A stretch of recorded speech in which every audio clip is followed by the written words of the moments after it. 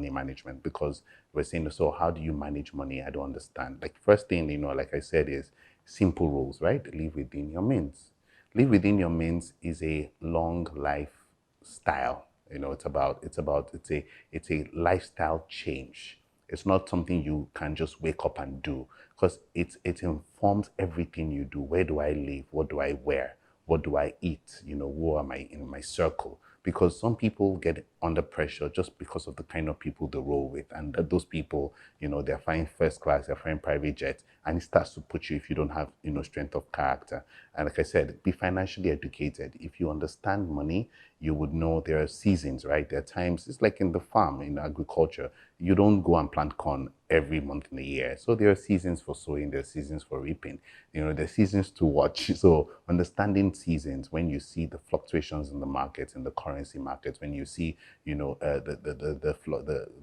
volatility in the policy, or the government, in the policy direction, when there are one-time events happening, like elections happen once every 4 years. These are things that, if you understand, there are things to be mindful about. Critical is, you have to, diversify your portfolio. You have to have a diversity. If you think about a football team, this is the example I always give.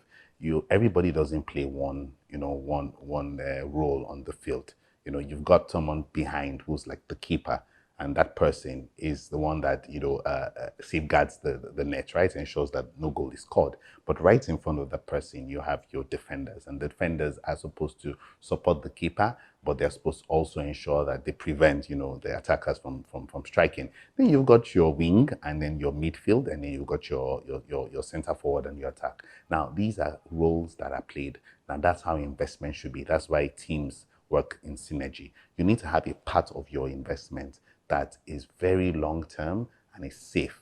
Literally no risk. Physical assets you can see that are appreciate in value, that that if everything else fails, at least this will likely not fail. And then you need to have a bunch of mid-term investments that have a healthy risk ratio, but you can obviously see that they're decent enough to give you the type of income that you can live off. And then you need to then have short-term investments that sometimes can even be speculative and it be transactional. How do you diversify your portfolio?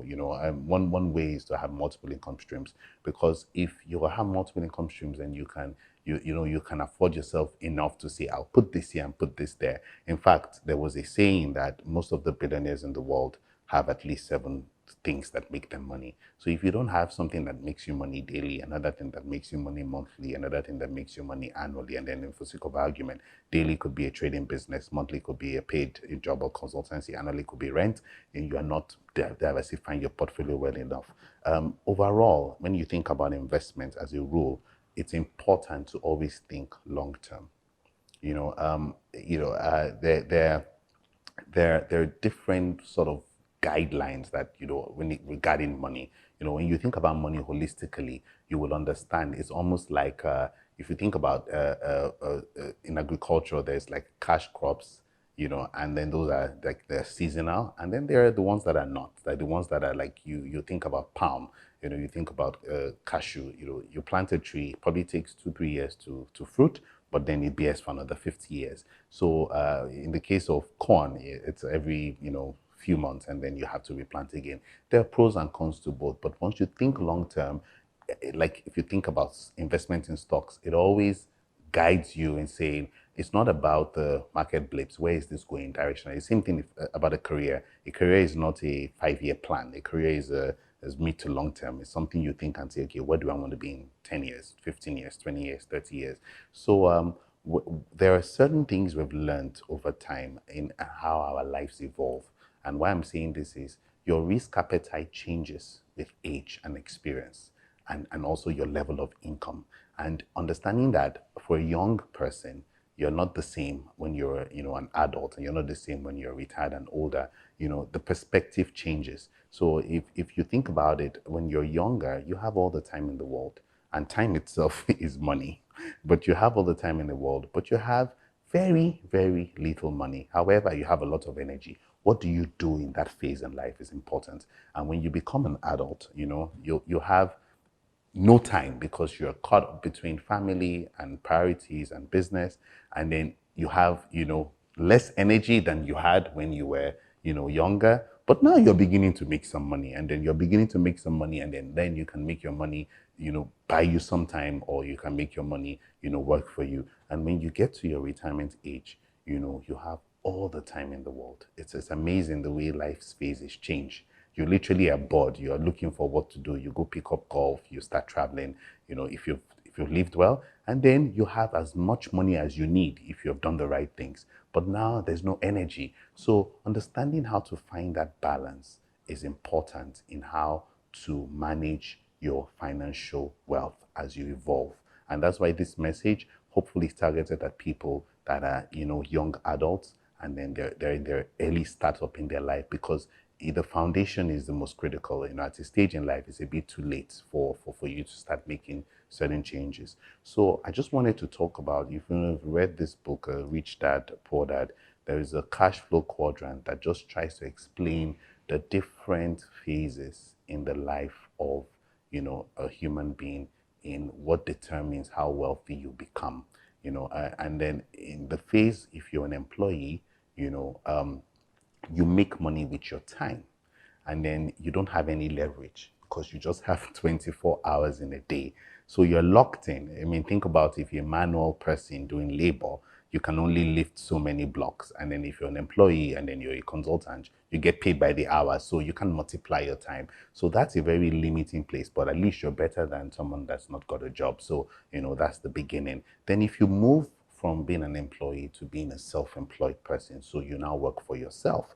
When you work for yourself, your capacity to manage your time is better, so your capacity to earn is more, because now you are able to use your time better to make money. In the first place, is really what your employer wants. Now is what you want. However, you still don't have leverage because you're limited by the 24 hours in a day. If you move from a self-employed person to someone that owns a business, when you own a business, then you've got some leverage, because now you are using people's time to make money. So you have an effect, that is multiplied based on how many people work in that organization.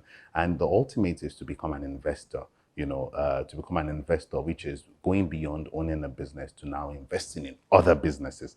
There you have the most leverage, because now your money is working for you. So your income is no longer dependent on if you are physically present. It's a function of other people's time, but also other people's businesses.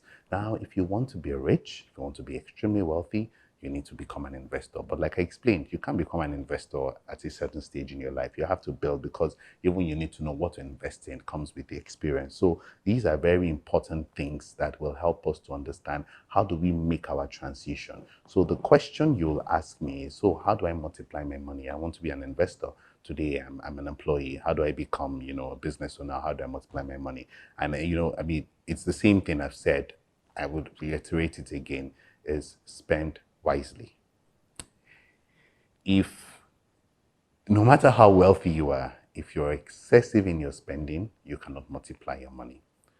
Now, how do you then even increase your earning capacity? Is to multiply your income streams. And investors would really invest in one thing. The third thing that is important is avoid bad debts, because debts are traps. Some way to make money is to borrow money. But if you're not financially intelligent to know that your cost of borrowing needs to be less than the interest you're earning, if you don't know how to manage other people's money, it can be worse. I read recently, as an investor, on Wall Street, that lost $20 billion. There is a company now that is currently being under investigation. I think it's an Indian company, and then they're being investigated for, a lot of money that were investors' funds. So borrowing money is good because it gives you leverage, but you need to avoid bad debts. I think ultimately is, if you earn and make your money work, you find out that you have the capacity to earn money. At some point, you don't need to work to make money. And that only comes when you have a portfolio diversification. So it's a very simple message, and we want to keep it focused. I could have talked about quite a lot of things, but in this series, I just wanted to sort of get you to see, how do I deal with, when I make mistakes in money, and how do I avoid even making mistakes in money that will affect me significantly financially.